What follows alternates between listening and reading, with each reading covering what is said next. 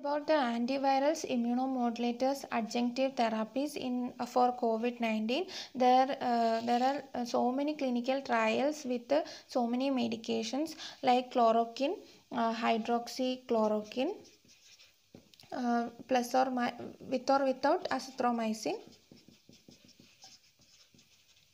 and antivirals like lopinavir, ritonavir,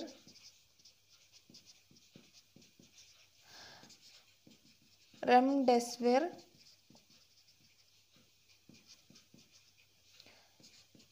umifenovir, favipiravir, and immunomodulators like tocilizumab, interferon beta 1A, and plasma therapy.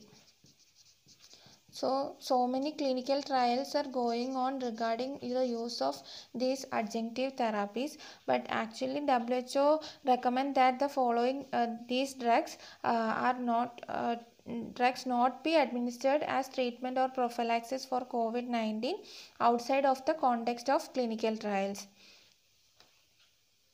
There are many side effects for these drugs also, and the chloroquine and hydroxychloroquine with or without azithromycin each can cause QT prolongation. QT prolongation and taken together can increase the risk of cardiotoxicity. And the lopinavir and ritonavir, the most common adverse effects are GI side effects, gastrointestinal side effects, and for remdesivir, it can cause increase of elevation of hepatic enzymes and GI complications, and rash, renal impairment, and hypotension can occur. And for umifenovir, diarrhea, nausea can occur. And favipiravir also QT prolongation can occur. And in the interferon beta 1A, it can cause pyrexia and rhabdomyolysis.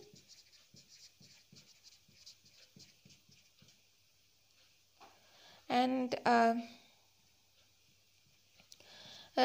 for tocilizumab, it can cause upper respiratory tract infections, nasopharyngitis, headache, hypertension, increased ALT, and injection site reactions. And WHO does not recommend the use of systemic corticosteroids for treatment of viral pneumonia.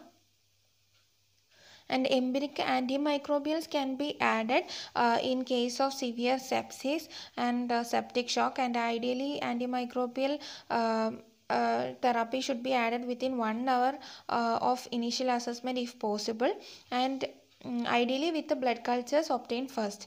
And antimicrobial therapy should be assessed daily for de-escalation. And then treatment of other co-infections like malaria, or like people coming from malaria endemic areas, if it is laboratory confirmed diagnosis, then co-infection with malaria or influenza, seasonal influenza, TB co-infection also should be treated accordingly. And the duration of empiric antibiotic treatment should be as short as possible, like 5 to 7 days. Antimicrobial should be used for duration as short as possible for 5 to 7, ideally for 5 to, generally for 5 to 7 days in case of suspected co-infections or in case of severe sepsis.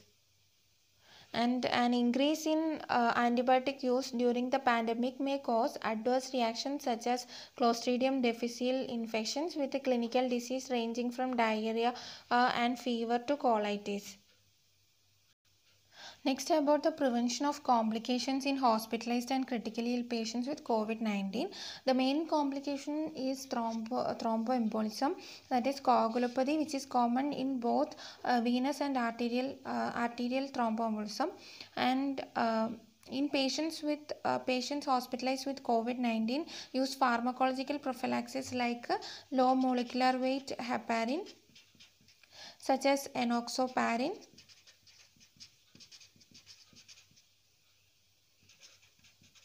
And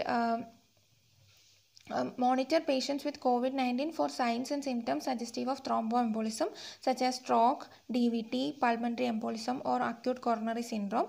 And if these are clinically suspected, proceed immediately with appropriate diagnostic and management pathways. Then next, about the adverse effects of medications. Due to medications adverse effects, and careful consideration should be given to the numerous clinically significant side effects of medications that may be used in the context of COVID-19, as well as drug interactions between the medications, both of which may affect COVID-19 symptomatology. For example, in case of hydroxychloroquine and azithromycin, cardiotoxicity via QT prolongation and the side effects we mentioned earlier. We have to adjust the medications accordingly. And other complications like UTI, stress ulcers, GI bleeding, pressure ulcers, and catheter related bloodstream infection, antimicrobial resistance, all can be prevented by certain measures. So let's look about the prevention of complications. So first, in case of mechanical ventilation, use weaning protocols that include daily assessment for readiness to breathe spontaneously, and minimize continuous or intermittent sedation, targeting specific titration endpoints. And early mobilization.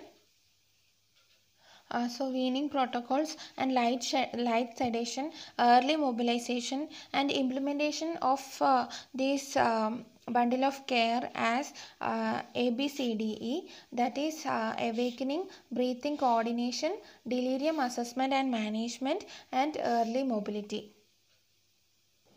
Next, about for the prevention of ventilator associated pneumonia. So oral intubation is preferable to nasal intubation in adolescents and adults, and keep patient in semi recumbent positions, and select head of bed elevation to 30 to 45 degree. Use a closed suctioning system, and periodically drain and discard condensate in tubing. And use a new ventilator circuit for each patient. Once patient is ventilated, change circuit if it is soiled or damaged, but not routinely. And change heat moisture exchanger when it malfunctions, when soiled, or every 5 to 7 days. Next, for the prevention of catheter related bloodstream infection, use sterile technique for insertion, and remove if there is no use with the catheter, and remove catheter if no longer needed. And then for the prevention of pressure ulcer, turn patient every 2 hours. And for prevention of stress ulcers and GI bleed, give early enteral nutrition 24 to 48 hours of admission, and H2 blockers, administration of H2 blockers, and PPI, proton pump inhibitors, in patients with risk factors for GI bleeding. And risk factors for GI bleeding include mechanical ventilation for more than or equal to 48 hours, and coagulopathy, renal replacement therapy, liver disease, multiple comorbidities, and higher organ failure score. Then use de-escalation protocols in the antibiotic treatment to prevent the development of antimicrobial resistance. Next is management of neurological and mental manifestations associated with COVID-19. And the people with COVID-19 are at high risk for delirium, and sometimes delirium may be a presenting feature without respiratory symptoms. Anxiety and depressive symptoms may constitute common reactions for people in the context of COVID-19 diagnosis, especially for those who may be hospitalized due to concerns for one's own health or the health of others, the need for physical isolation and potential risk of death, concerns over the risk of infecting others, and concerns over leaving family members alone who may need care. And stressors particular to COVID-19 include fear of falling ill and dying, fear of being socially excluded or placed in quarantine, loss of livelihood and loss of loved ones, feelings of helplessness and boredom. And these stressors may trigger new symptoms or exacerbate underlying mental or neurological conditions. Patients with pre-existing mental health conditions and substance abuse disorders may also be adversely impacted. People with COVID-19 are at higher risk for sleep problems owing to acute stress responses. And so, WHO recommend in patients with COVID-19 that measures to prevent delirium and acute neuropsychiatric emergency be implemented, and patients be evaluated using standardized protocols for the development of delirium. If detected, then the immediate evaluation by a clinician is recommended to address any underlying cause of delirium and treat appropriately.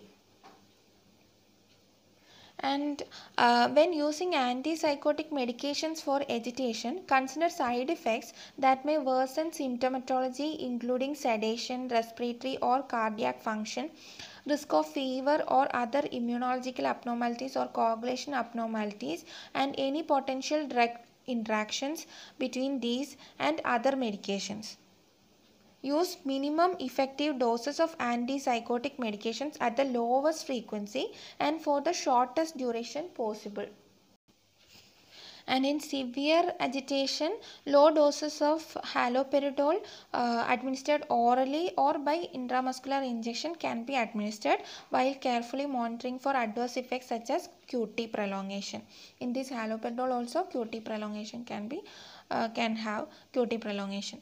And if haloperidol is contraindicated due to patient's clinical condition, example prolonged QT interval, recent MI, Parkinson's disease, or Lewy body dementia, then other antipsychotic medications with safer cardiovascular profiles may be used after careful consideration of other risks.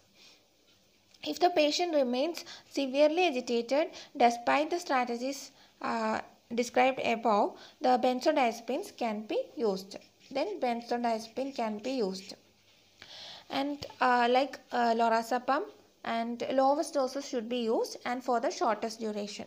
And IV routes should be avoided. And we should provide basic mental health and psychosocial support for all persons with suspected or confirmed COVID-19 by asking them about their needs and concerns and addressing them. And in case of the non-communicable diseases, and we can continue or adjust the previous medical therapy, and antihypertensive drugs also should not routinely be stopped in patients with COVID-19, but therapy may need to be adjusted based on the general consideration of the patient with the acute illness.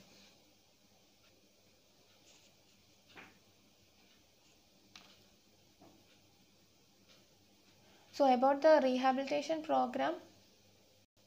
So about the rehabilitation program, the patients who were in the who were in ICU for so many days and in mechanical ventilation and all will be susceptible for physical conditioning, respiratory problems like respiratory swallow, cognitive and mental health impairments, and that they are collectively called as post-intensive care syndrome. And for they should be identified and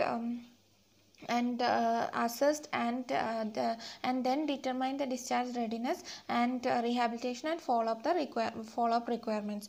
And we should provide a tailored rehabilitation program that is from post acute to long term according to the patient needs.